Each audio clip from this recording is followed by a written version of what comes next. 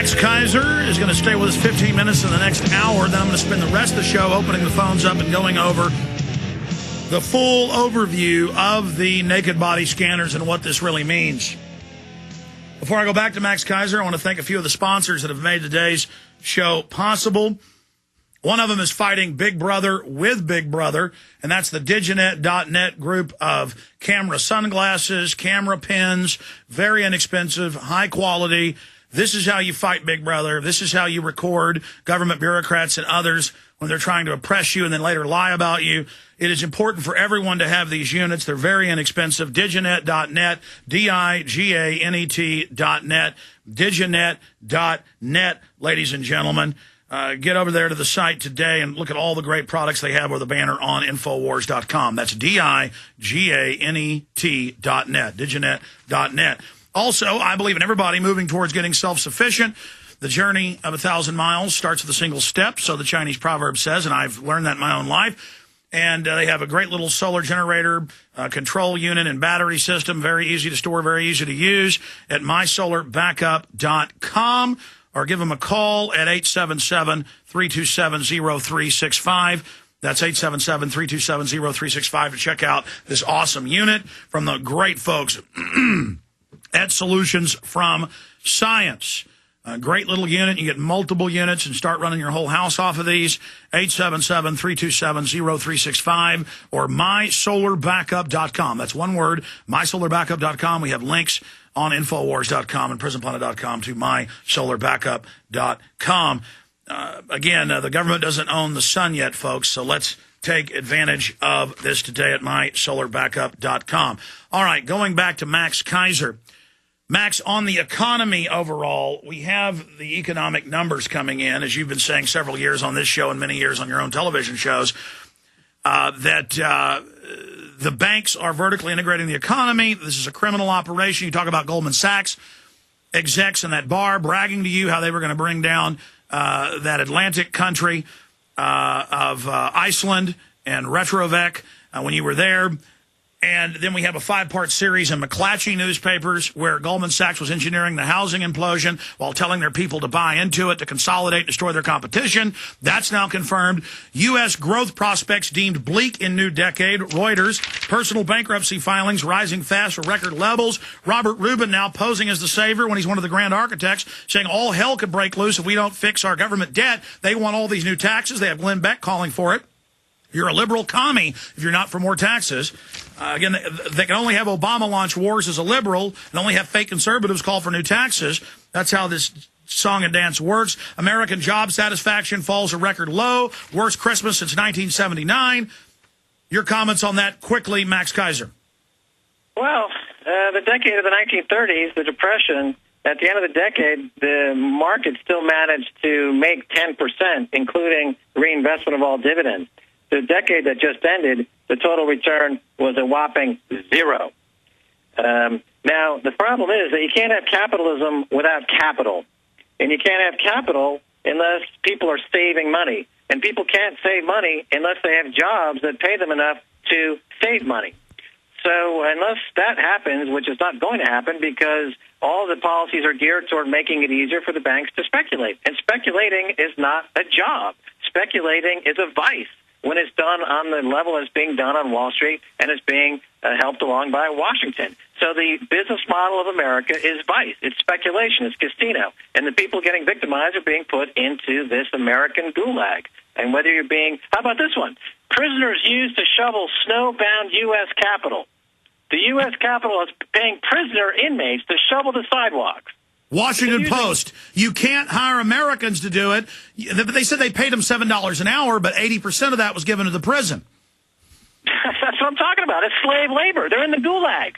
So they let the gulag people out for a few hours to shovel snow. Stay there. We'll be right back in 1 minute. Stay there, Max. Good point. Max Keiser does a show with the BBC, does a show on Russia Today. We're going to your calls here in just a moment. But Max, I noticed that a Russia Today ad, a video ad on those big video screens for the airports, it's okay to have the global warming ads and the gun control ads, simply, said things, what's a more powerful weapon, a machine gun or a video camera? Russia Today. and that was censored. That wasn't allowed. And I watched Russia Today. They have video about their police being corrupt in Russia. They have video about eugenics. They have videos about world government. They have videos about climate change being a fraud. And it's like Russian TV is the free television. I mean, I can't believe the stuff that's on Russia Today exposing their own government. And then meanwhile, it's censored here, and Bill O'Reilly is attacking it. Look, Russia Today is fantastic network. They are doing to the English-speaking news world what Al Jazeera was supposed to do, but was too timid and never stepped up to the plate. Al Jazeera English. They never did what we thought that they would do. Russia Today is doing it. They're taking on the monopolists in the U.S. media space, and they're going with the top stories. They're getting the great reporters. I'm doing a show on Russia Today. Of course, I'm got to be considered in that group of great reporters.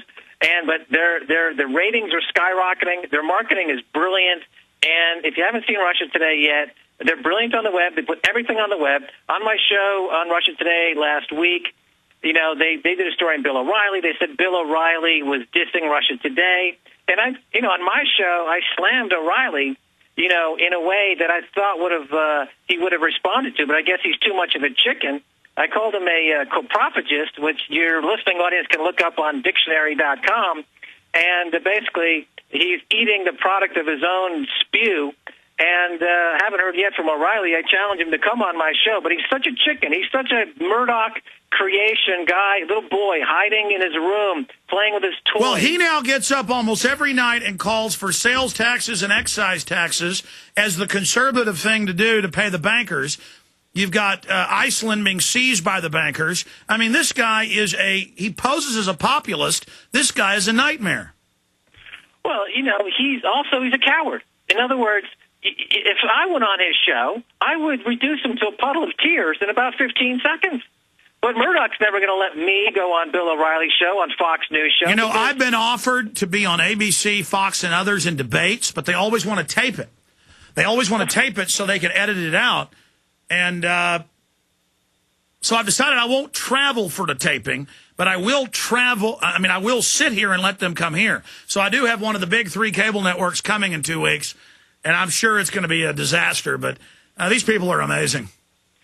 Well, they're protected just like the banks. Nobody can really go on their show and deal with them one-on-one. They're sending one of the biggest TV hosts in the country here to interview me. Well, it's fantastic. Like I said, I have what I call Alex in Wonderland. Everything that you say is becoming true. And 2 years ago, a year ago, things that were dismissed as conspiracy theory are becoming true. So you're waking up into your own dream of everything you've been saying is true. Didn't you say you're making a film called Alex in Wonderland?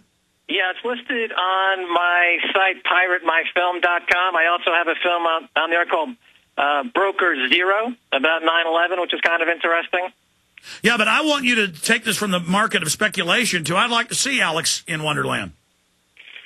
Well, it's on piratemyfilm.com, so anybody who's a listener can go to piratemyfilm.com. They can sign up. They can indicate that when we achieve 100% of our financing needs, that they will be debited $5, and then we'll go out and make the film, and then we'll deliver to them a download. Plus, I'll give them a cut of any of the ad revenues going forward. So worst case scenario is you get a great download.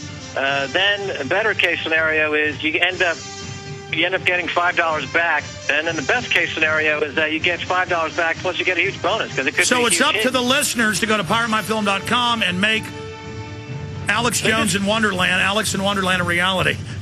We are not in Kansas anymore, as they say. Max Keiser and your phone call straight ahead. Stay with us.